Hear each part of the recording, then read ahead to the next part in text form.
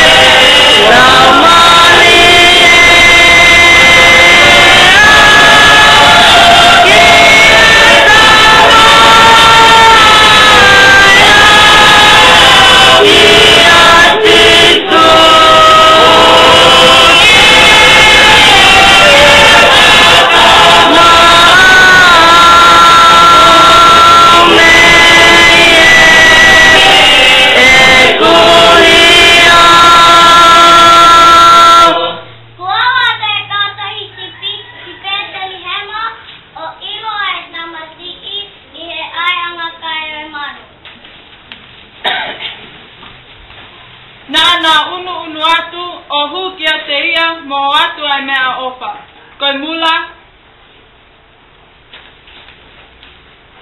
koe laipeno, koe koula, kia situ, koe kalaisia, koe whakamui o mamani.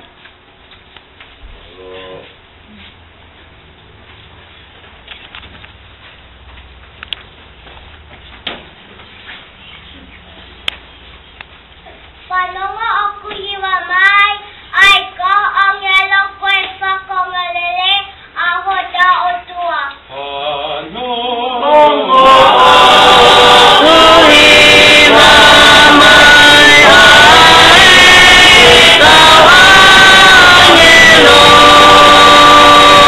whakongalele,